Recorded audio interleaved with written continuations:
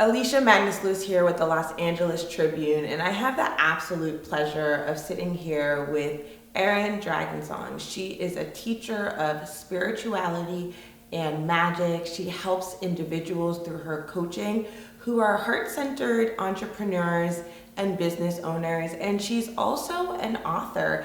Erin is also part of the cast of the Los Angeles Tribune film, The Pillars of Power. Erin, it's so lovely to be sitting here with you today. You are a teacher of spirituality and magic. For individuals that may not know what a teacher of magic does, what would you like to share about the experience that you've had teaching magic? I've been on sort of a lifelong quest, Alicia, I found out that magic works when I was a child. Not in my own experience, but watching my father, of all things, working magic in a way. So I always knew it was real. And then as I got older, I'm like, where can I learn this? And I started to go to Nature Spirituality, where they teach this kind of thing, these kind of the innate powers and skills that we have that we just haven't realized or developed. So I went there to learn, and I've done a whole lot of studying and practice and exploration. My goal has been, it's like a quest to be able to create miracles on demand. Like, we all know it should work, right? Why is my magic wand broken? Why am I doing all the right things, but it's not happening? And so my quest has been what gets in the way and how to actually make it happen. Ideally, like 100% of the time, quickly, perfectly. That's the ideal. Yeah. This is still the real world, but you know, we can get really, really close to that. Yeah. So that's what my passion is around magic, is helping people, empower people to be able to create their lives and the world that they desire. So it's really about creation and about believing in what it is that you desire to come to be. Can you share a little bit more about what that experience is like? Because oftentimes when people hear the word magic, they think of a magician, right? Like pulling tricks out of a hat. And so your magic is really centered around empowering individuals to know that they have the ability and they can create what they'd like to see in their life. So can you explore what that might look like for someone if they connect with you as a teacher of magic? What is it that they can do with that experience? What I love to do with people, okay, let me back up a step. Okay. In my experience, in what I've discovered, there are 3 major pieces to manifestation or creation. And most people just kind of focus on the middle piece. But the others are, I think, why the middle piece doesn't work on its own. Okay. So what I love to do is when people work with me, let's do this. So the first part is the subconscious clearings. Because if you have something like an inner glass ceiling, I call it, if you have some kind of belief or setting that only allows you to have what you have so far, right? Like we all have that setting for what we have so far, then all the magic in the world, it's like it's having to climb uphill to try to bring you what you want. Because you can try and strive for that, but if you, like that inner glass ceiling, I love that phrase, it's like you try to go up, you hit it, you can maybe see what you want, but there's something in your way. Yes, I mean, haven't you ever had that feeling? I have. You're working, you're doing all the right stuff. I know. It's not working, why, right? Exactly. That's what I'm here to answer. That's what I want to answer. So the first thing we do when I'm working with someone is let's clear a bunch of the subconscious blocks. Yeah. And I have some really powerful tools that we can do this really quickly. It's amazingly how quickly it can happen. And I love that. And it's permanent. It's not like, oh, I do it and then, oh, it's undone. Yeah. And I'm giving you the tools at the same time so that you can do it on your own. Because, I don't want you dependent on me or anything. Yeah. We are all here to be creators, to be co-creators. That's what we're learning in this incarnation, in this time. Yeah. So first we do that, and then we'll do what is people normally would think of as manifestation or magic or the secret type of stuff. A lot of the stuff that a lot of the people in the movie talk about and teach, right? And I spell, by the way, magic with a K on the end just to differentiate it from card tricks. Yeah. And then the third piece I find is the identity. if we don't change our identity, we can only get the same results. Like we will only ever get what our identity is in alignment with. So we clear the stuff that's getting in the way, that's keeping you stuck, right? And then we start doing some magic to create some visualization, some, trance journeys, whatever it might be. And then the last piece is, let's change who you are inside, who you see yourself as, who you are being. And I love that part the most, because once you've done the 2 first steps, anything you change in your identity automatically will come to you in life. Yeah. It's not like you have to work for it. That's when you start getting these spontaneous miracles and spontaneous blessings and synchronicities happening. So I really love, I love all the pieces, but I especially love the holistic, how they all come together. And that's what I found, lacking any of those pieces makes everything harder. Because you have that resistance. I love that you start with the healing and the clearing, because it can be easy to write, I want this by the end of the year. Yeah. But if you do have something that's a subconscious block, you may be doing all the things to get there. But if there's a block that you're not aware of, it may make it more difficult, right? Or you may get it and lose it, or whatever it may be. But the point is that go for what you want and ask for it, but also clear anything that you may be aware of and may not be aware of that might be making it harder to achieve what it is that you're going for. And another piece that people don't I kind of see it as an aside, but it's actually the 4th step in the process, is you have to take the appropriate action. Ooh. Let's talk about that. Because sometimes people are like, I want it, and they don't do anything. I once and then they're like, it didn't work. So I love that you said the action part. It's key. We are a 3D, we are meant to be 3D. Like, I don't believe in this escaping the world into a spiritual body kind of thing. I think that our spirituality is meant to be embodied in this sacred earth experience.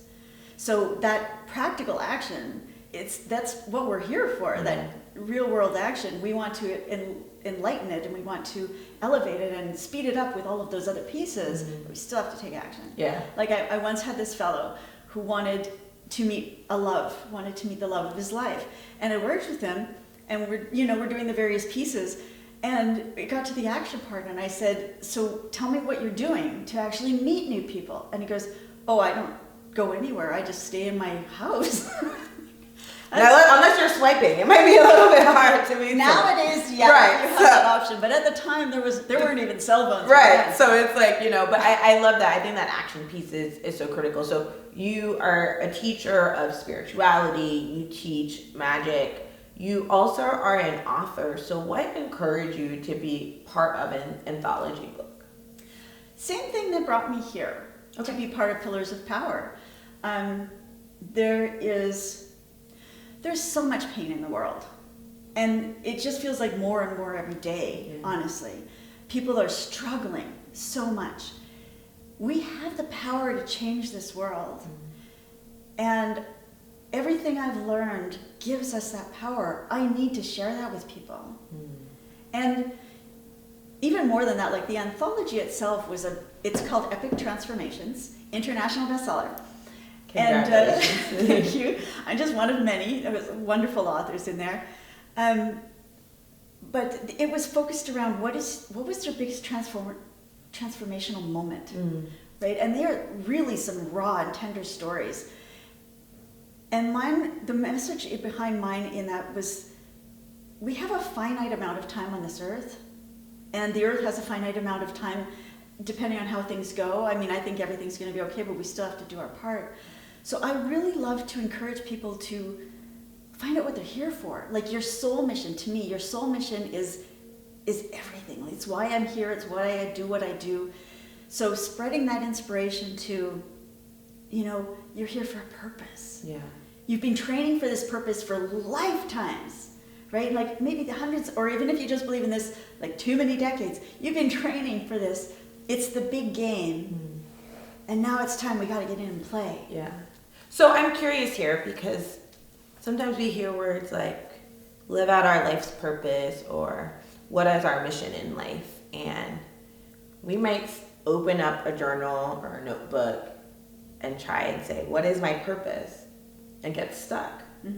And sometimes people's purpose is so natural to them, they don't even realize it's their gift, or they don't even realize that that is why they're here.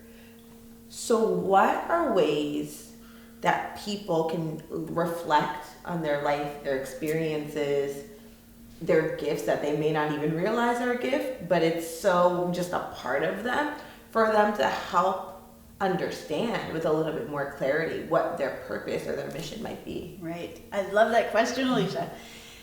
There's so many things you can do. I actually do a whole course on this sometimes, but reflection is the start. You need to know who you are, what you're good at, what you love.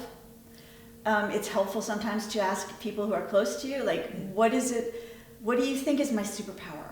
I love that. Yeah, because we all have a superpower. Yeah. We all have a genius. And ask people around you. They're noticing, right? They Yes. may see what you can't see within yourself. Exactly. And for people who are light workers or heart-centered, and you're on the spiritual path, you're growing. Yeah. Our vision of ourselves is often way in the past, and we don't notice who we are today so much as the people around us might. At least people who are aware or new in our lives might notice. So I like asking people around you, but look for what you're passionate about. Look for a really good question, in fact, to ask yourself is, what happened to me in my life, or usually childhood, that I never want anyone else to ever have to go through? Okay. That's often a big clue to what you're here to do. Your gifts will show you, what you love to do will show you, all these things will show you, but that's really sort of like gets right to the root. And the question, just to repeat for everyone, is what is it that I went through in my childhood that I wouldn't want anyone else to go through? And it's in that friction that people's gifts and passions can really show themselves. Is it because they overcame an experience, or they felt an experience, or they're like, ooh, I felt this, I don't want other people to feel it, and in that friction is really where their magic lies, their purpose or their gift lies to help others. I love how you say that, friction. It's like lighting a match, Yeah. right? That friction that lights the spark. And that's what creates the light. And that's what creates the light. I love that. So for you, what has your journey been like? You are a teacher of spirituality and magic. You are an author now, but were there any kind of inflection points in your own journey that made you aware of the fact that this is what I really want to do now? Well, I try to follow that voice. I try to follow that guidance, even when it doesn't make sense. Yeah. Sometimes. When I started my site, Wicca spirituality is the nature spiritual path that I teach, not as a religion, but as a spiritual path. And I started in 2006 because of my own yearning for really powerful, I don't even know how to say it, like complete spiritual connection while living in a sacred, embodied, like a sacred body on a sacred planet. And I didn't find anything out there that was bringing those two pieces together, and I thought, but that's the whole story. You're like there's one part, there's the other, but together, that is the story. Exactly. So I started this website, and I didn't do any research, and I didn't do anything right. No market research. Sometimes when something's put in you just gotta focus on that. Yeah. So I checked. I started that, and I thought, when I started it, I literally thought I might be the only person in the world who wants this. And then, of course, I found it just took off massively. I was amazed at how much people wanted this and how deeply they wanted it.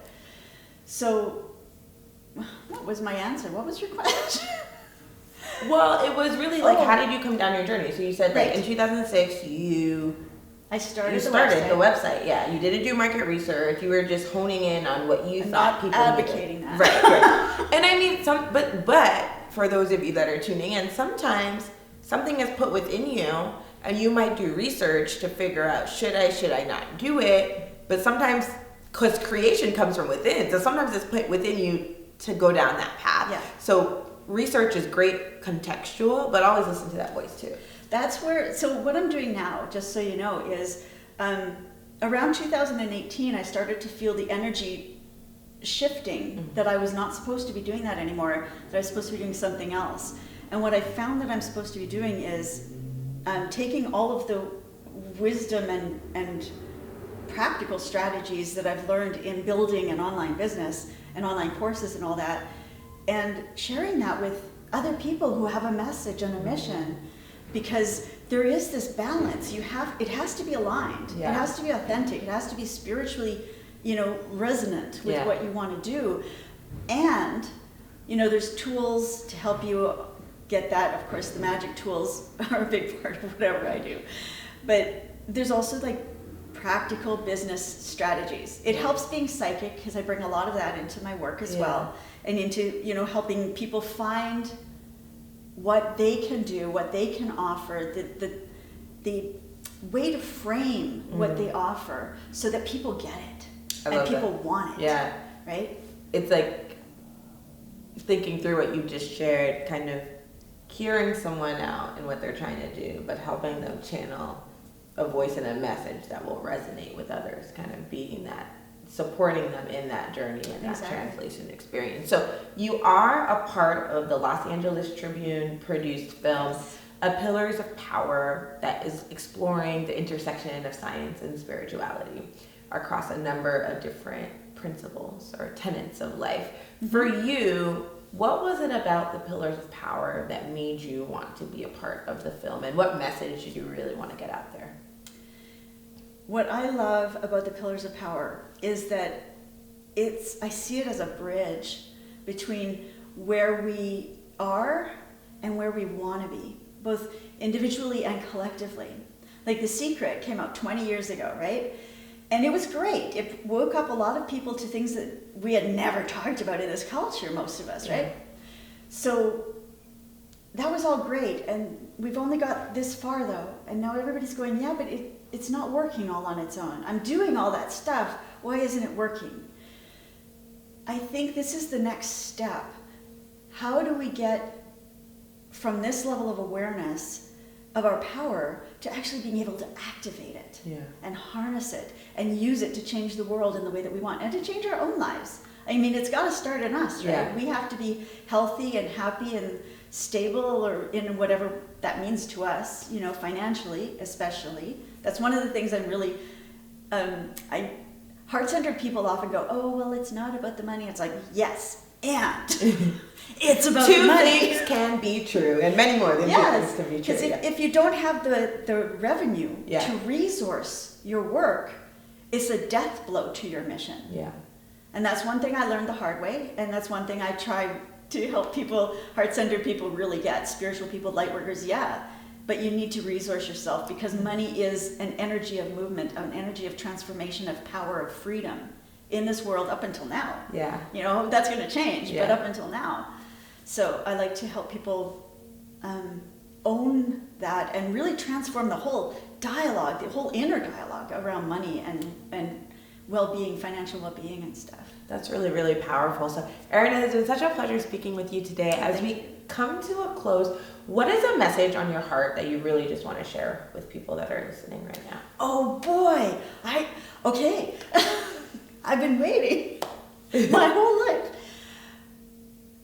The thing I really want people to know, if I could give one message to the world, it's that we are in a time of transformation that is going to be talked about for the next 10,000 years.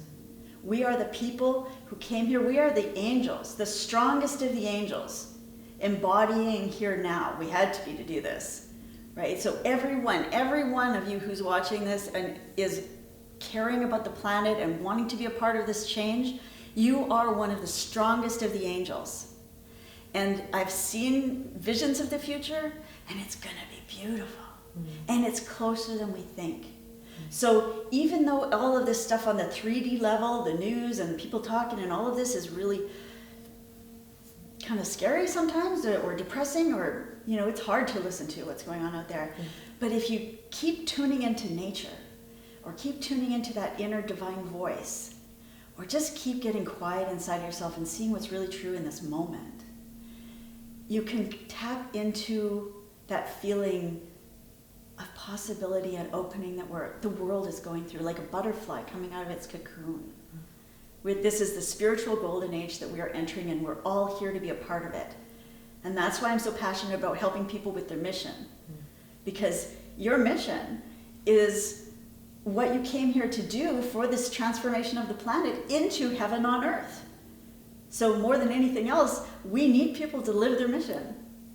How beautiful, Erin. What a time that we're in. You are part of this change. Everyone tuning in is part of this change. Appreciate you, Erin. It's been such a pleasure speaking with you. Excited for your appearance in the Pillars of Power. Until next time, thank you so much. Thank you so much, Alicia. It's been lovely. Thank you. It has been. Thank you. See you soon. See you.